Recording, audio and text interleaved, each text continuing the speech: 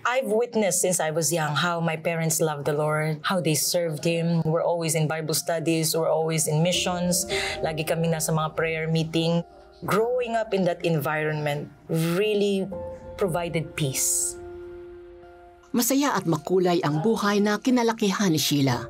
Matibay ang pananampalataya ng kanyang mga magulang na nagpalapit sa kanilang magkakapatid sa Diyos mula pagkabata. Subalit sa kabila nito, isang madilim na alaala ang laging bumabalik sa kanyang isipan. When I was 4 years old, I was molested for almost a year. He was our personal driver. Hindi ko alam at the time na masama yun. Sa isip ko, parang normal lang to. Pero I felt violated. That was such a traumatic experience na I would say, sana mamatay na siya. I was full of anger. Dahil sa takot, inilihim ni Sheila ang pangyayari sa mahabang panahon. Ngunit unti-unting naghilom ang kanyang trauma sa pamamagitan ng pagsisilbi sa simbahan. Impyerno yung shame. Kaya lang dahil nga sa church, tinutulak ako na, get out of your shell. Parang ang ganda no sayo mo, Dok. Sayo ka ulit. Or kanta ka ulit. And then na-affirm ka, ay, meron pala akong magandang pwedeng gawin. Akala ko napakawalang kwenta ko na dahil dun sa ginawa sa akin ng matandang yun. I have something good to do. That really encouraged me. So ngayon, yung shame and pain, lumiliit ng lumiliit. Dahan-dahang inalis ng Panginoon ang kahihiyan at galit sa kanyang puso. Hanggang sa isang youth camp retreat, naranasan ni Sheila ang habag ng Diyos.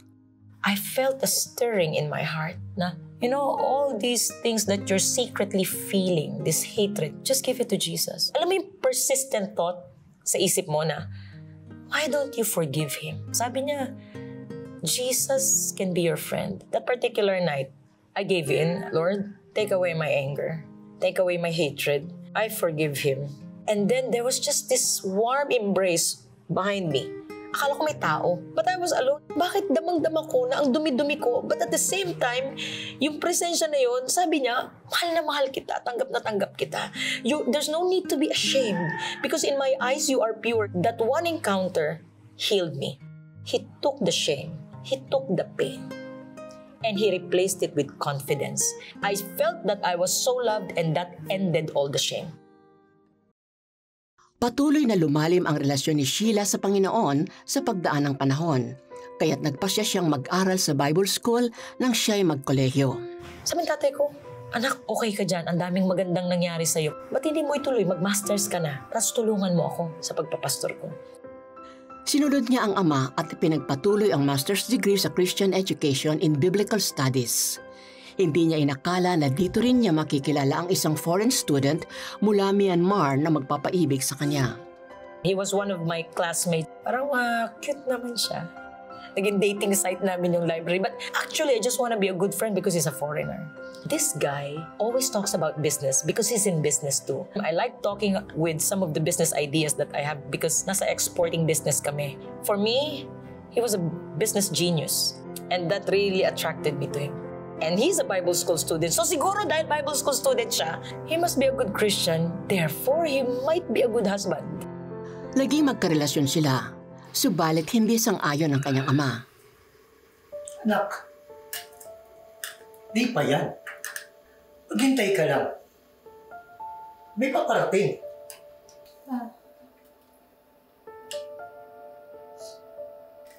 Ang buhay ko, ikaw naman sinunod ko, di ba? Bigyan mo naman ako ngayon.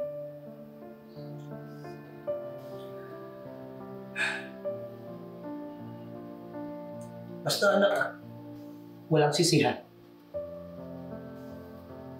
Hindi yan kalooban ng Panginoon. My father did not approve of him, not because of his character, but first because he was a foreigner. Sabi niya, anak, hindi pa yan.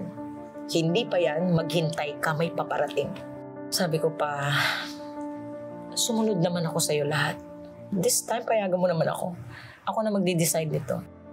2 weeks before our wedding, I received this conviction or impression in my heart. Obey your parents. Pinagwalang bahala ito ni Sheila. Sinunod ang itinitibok ng kanyang puso at pinakasalan si Moya. Magiging masaya kaya si Sheila sa kabila ng tahasang pagsuway sa kagustuhan ng ama? Abangan niyan bukas sa pagpapatuloy ng kanyang kwento. I did not realize fully I was disobeying not just my father, but my spiritual leader, my pastor. So I was going up against two authorities in my life. Hindi ko alam yung repercussions nun. Karaniwan sa bagong kasal ang tila paraisong kaligayahan. What are you wearing? Ngunit hindi kay Sheila at Moya. Agad silang sinubok ng hindi pagkakaunawaan dahil sa magkaibang kultura. Nung kasal na kami, bigla siyang parang Pandora's box na boom! Ay, ano nangyari? Ba't nabulaga ako? Ba't ganito? Hindi naman siya ganito dati. Mahal lang namin ang isa't isa, but it was turbulent kasi magkaiba kami ng values. In our case, we were totally different. Dati very conceding. O sige, it's okay, it's okay, it's okay. Nung mag-asawa na kami, you're not my girlfriend anymore, you're my wife. And my wife should behave in a certain way. So, hindi ako po pwedeng nag-i-sleeveless, laging long sleeves, hindi ako po pwedeng naka-short, hindi rin ako pwedeng nakapantalon. Very possessive, very restrictive. Hindi ako po pwedeng kumain nang hindi pa siya kumakain. Kailangan sabay kami. So, kahit magutom ako, kailangan hintayin ko siya. Na-misinterpret ko yung submission. Dapat pag sinabi ng asawa mo, ito dapat suot mo. Pagiging submissive mo, magpalit ka ng damit. Pero yung love, yung hindi ko naisip noon na, do you really love me? Why do you have to control me? Because true love does not control. Sa kabila nito, bumuo sila ng pamilya at nagkaroon ng 2 anak, sina Bea at Ruthie. Naging magkasosyo rin sila sa kanilang skincare business. We started with a product that nobody knows in the Philippines. Nobody's heard of it. At nung ipinasok namin sa Pilipinas yun, it's all in Burmese writing. How do we start this? So talagang we started from the very beginning and nagsuffer kami, naghirap kami, pero yung husband ko, if there's one thing that I really, really respect about him, number 1 is his business acumen. Milya-milya ang layo, nakikita niya na yung opportunity. Ganun siya kahusay. Tapos malakas ang loob niya. At saka may heart siya para sa missions. Because his country is torn. And the gospel is hard to penetrate the country. And sabi niya, Lord, pagpalain mo lang kami, pagyamanin mo lang kami, we will make sure we bring the gospel to Myanmar.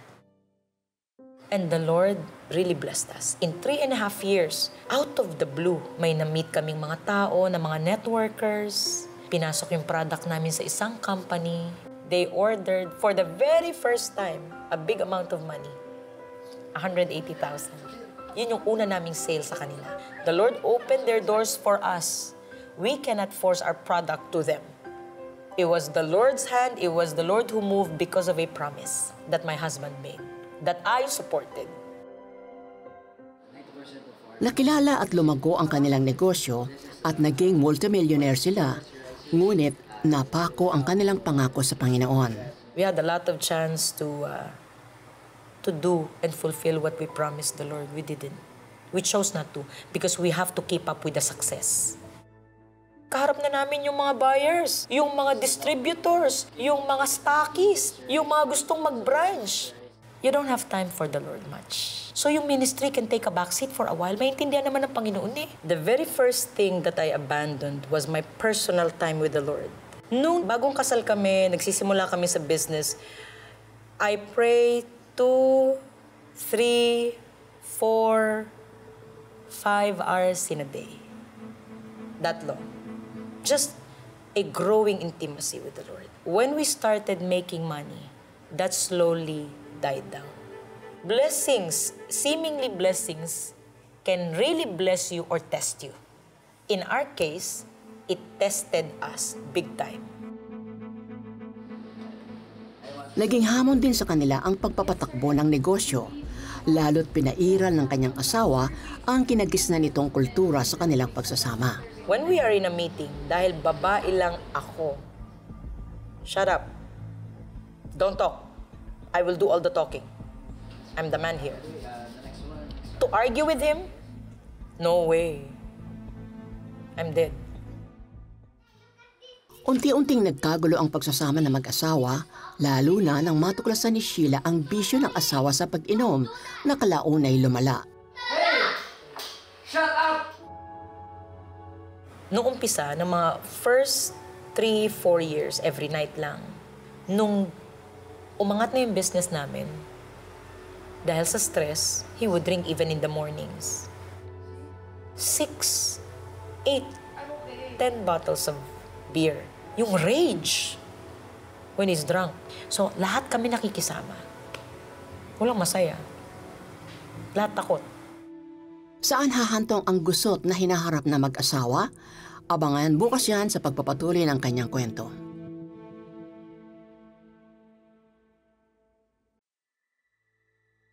Habang lumalago ang negosyo ng mag-asawang Moya at Sheila, unti-unti naman silang nawawala ng oras para sa isa't isa. Madalas na siyang late umuwi at minsan, hindi umuwi. Hello, Han? Where are you? You're not home since yesterday. I'll stay in hotel. I'm drunk. Do you want me to get into an accident? Of course not, Han. I'll be home tomorrow. I need to rest. I'll have a meeting early in the morning. Oh, okay. I'm just... I wanted to be a supportive wife. Kasi growing ang business. So, I don't wanna argue. Ayoko masira yung diskarte. So, sige lang. Sa kanilang ika-5 anibersaryo, sinurpresa ni Sheila ang asawa ng mga pulang rosas. Ngunit sa halip na tuwa, galit ang natanggap mula sa asawa. Happy 5th anniversary! What's that? It's a waste of money. We should have saved that for our children. We were making money at the time, so feeling ko my husband deserves this. So, syempre, hindi na ako na-appreciate, binarabara pa ako. Wait. Sabi niya, Annie, come here. I have something to tell you.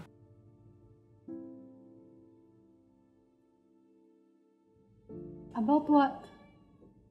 Sabi niya, I have a girlfriend. So, sinakyan ko lang. Really? You have a girlfriend? You have time for that? Sabi niya, I mean it. I have a girlfriend. She's poor. She works in a club. She's only 18 years old. She works in a club. How long has it been? 6 months. So, ang tanong ko sa kanya, do you still want to stay here? Ang reason na lang niya nun, my business is here. You're still my wife. Whether you forgive me or not, we're not going to separate. E nung time na yun, nag-book ako ng hotel sa Tagaytay. O nag-pack up pa rin ako. Yung mga anak ko sinama ko. Nare-realize ko lahat ito habang nag-iimpake ako. It's because he does not fear God. Number 1. Pangalawa, you don't truly love and protect me and our children. And then, bumabalik na sa isip ko yung sinabi ng tatay ko. He's not the one. Maghintay ka, may paparating. I am recalling the times that the Holy Spirit warned me, the Scripture warned me not to go through with the marriage. Ang nasa isip ko naman, is he not the right man? Or maybe it's not just the time. Baka timing lang ang mali. Pero hindi. Very, very clear. Before we got married, he's not the one. Kahit pinili nilang magsama, unti-unting nagkalabuan ang kanilang relasyon. I think 6 months, 8 months, we live separate lives. We don't talk. If I have something to sign, he will just tell me, sign this. And this was the time we were making millions. Business was taking off. Pero sa loob ng bahay, ganito yung relationship namin. It was a living hell. And this was the time na nagsisink in sa akin yung pain. Hindi inakala ni Sheila na ang pagtataksil ng asawa ay hahantong sa matinding depresyon. I don't have friends. I have no church that I'm going to. Wala akong small groups. Wala rin akong prayer partners. Wala kang ganun kasi binuhos ko yung oras ko sa paggawa lang ng pera. When problems hit, wala akong matakbuhan ngayon. Until I started hearing voices in my head. Wala kang halaga. Magpakamatay ka na. So as weeks passed by, may blade akong hawak. Tapos nag-aahit ako ng kilay ko. And that thought was persisting in my head. Kawawa ka naman. Magpakamatay ka na. Wala kang halaga.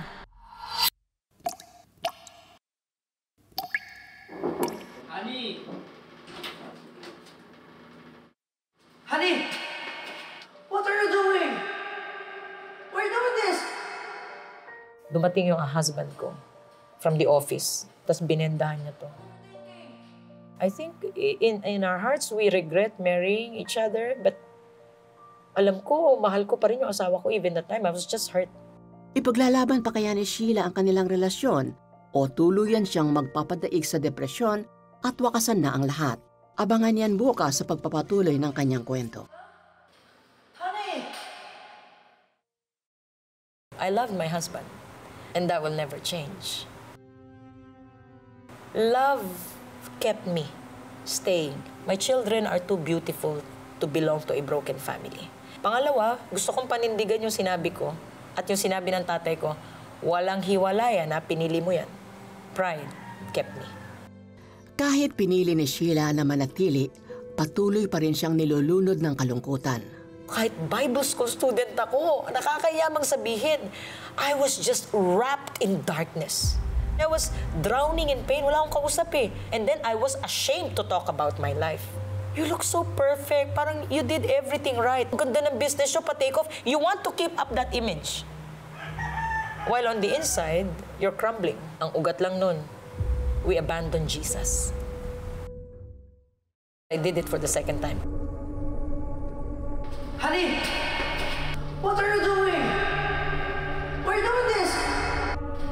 Honey! Minsan pa, nailigtas niya ang asawa mula sa kamatayan. Sa pagkakataong ito, nagsisi siya at itinigil ang maling relasyon at humingi ng tawad. Nung humingi siya ng tawad, finally, sabi niya, let's start again. Madali lang naman magpatawad pagka mahal mo yung asawa mo. Di nagtagal, biniyayaan din sila ng isa pang anghel. Subalit,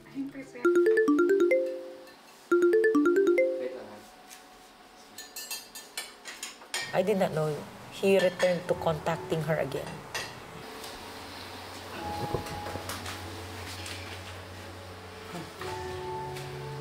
Sino to?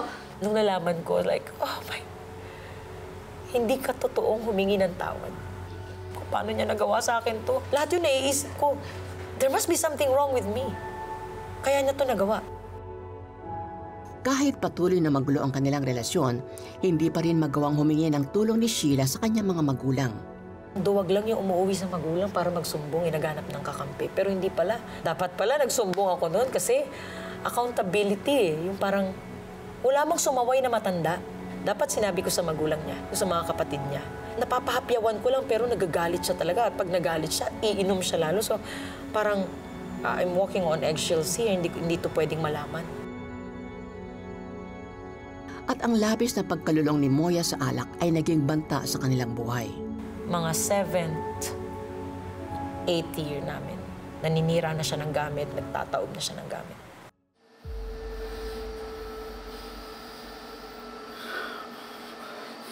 Doon ko na-experience yung tulog ako pero nagising ako, may masakit sa liig ko. Tapos nakita ko siya. I will kill you! Sabi niya, ano kaya kung patayin na lang kita, pati mga anak mo, tapos magpakamatay na lang ako. Ang nakikita ko lang, mapula yung mata niya, nanlilisik. I knew he was not my husband. Another spirit has completely taken over him. Papa! It was actually kind of scary. I was crying with my sister.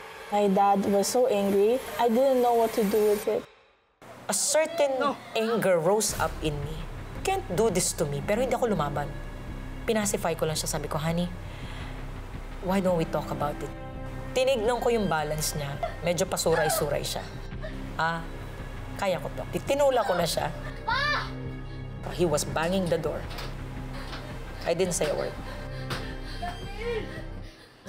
Ang babae naman, hanggat may pagmamahal yan, they won't give up. Maybe, babaguhin siya ng pagmamahal ko. Hindi pala. Many times, they don't get better, they get worse. Maayos pa kaya ang relasyon ng mag-asawa o tuluyan na itong mauuwi sa hiwalayan? Abangan yan bukas. May mga gabi na kasing hindi siya umuwi. Nagpunta ako sa iba't ibang mga bar. Hinahanap ko siya. Habang nagdadrive ako, umiiyak ako. Sabi ko, Lord, bakit ganito yung buhay ko? Hindi pa ako tapos sa tanong sa isip ko, may sagot na kaagad. You disobeyed your father. In my case, pastor ko pa yung tatay ko. Hindi ako sumunod sa tatay ko, hindi rin ako sumunod sa pastor ko, doble ang tama ako Yung disobedience ko, hindi lang ako ang nagsasuffer, pati yung dalawang anak ko. Lord, they're too beautiful to belong to a broken family. Hindi ko pinangarap magkaroon ng wasak na pamilya. I said, Lord, I'm sorry. Lord, I'm sorry. Please forgive me. I immediately felt a warm presence na parang blanket enveloped me. What I felt was warmth, then hope. Everything will be okay. I stopped sobbing and I suddenly felt peace after so many years of turbulence at saka pain and betrayal. From that morning, I started watching mga videos ng worship services, mga worship songs. Unti-unting lumalim ang relasyon ni Sheila sa Diyos at kasabay nito, unti-unting gumaling ang kanyang sugatang puso. All attempts at self-help, mind over matter, mind setting, they're all useless. They're temporary fixes. But an encounter with Jesus fixes everything within you. Siyempre, yung mga surrounding circumstances will not be fixed immediately, but what matters is from within. And despite of the mistakes, despite of the blunders, the love of the Father will engulf you once again. And that love gives you the confidence to rise up and start again without shame. I prayed longer, and then I was able to pray with my kids. And then I talk about salvation sa level na maabot nila. Naturuan ko yung mga anak ko. Papa needs Jesus. We don't get angry with Papa. We forgive Him. Kasi nagtatanong na sila at the time, why is He always angry? Why is He always drinking? Isn't that bad?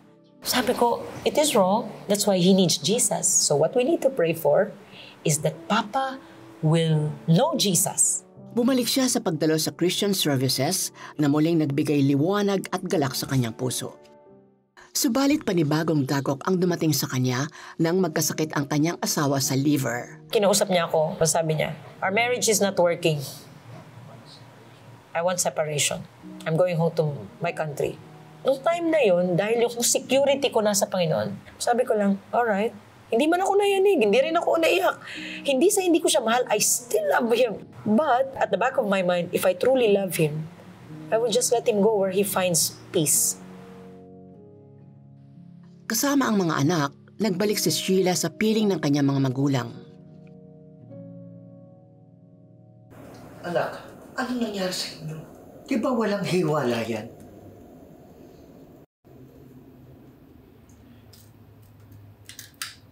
Sinabi ko na sa'yo eh. I'm sorry.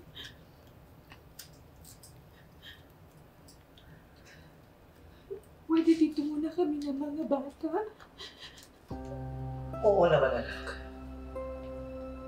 Nabawi ni Sheila ang panahong nawalay siya sa pamilya at naging katuwang niya ang amang pastor sa paglilingkod sa simbahan.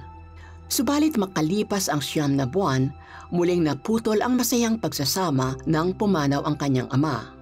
Sa kabila nito, nakadama ng kapayapaan si Sheila, dulot ng kapatawarang namagitan sa kanila. Ipinagpatuloy ni Sheila ang misyon ng ama bilang pastor at patuloy siyang naglingkod sa Diyos. Makalipas ang 2 taon, nangusap sa kanya ang Panginoon sa isang panaginip. Nung nagising ako, I was crying, Lord, no more. Kasi alam ko yung ibig sabihin nun. There's going to be a restoration between my husband and I. And I don't want it anymore. Kasi I was so traumatized by the entire experience of marriage. Nung tumahimik na ako, it was impressed in my spirit. Forgive your husband. Take care of your husband. In my eyes, he is still your husband. When I got that impression in my spirit, I just surrendered. And then after a few days, he called. Tapos sabi niya, I'm in the Philippines. How are you? How are the kids? I have missed you all. Hindi alam ni Sheila, lumubha na ang kalagayan ng kanyang asawa hanggang sa ito'y maospital, dala ng matinding karamdaman. His best friend called me. He's in the ICU. Doctor said he has 6 days to live. They're asking for you and the kids. Tanging si Sheila lamang ang dumalaw sa ospital upang makita ang asawa na nasa bingit ng kamatayan. Mula noon, walang patid ang kanyang panalangin para rito hanggang sa... He improved. He's better. This push very strongly came to me again. Take him home. And then nag-usap kami, I forgive you. Jesus wants us to start again.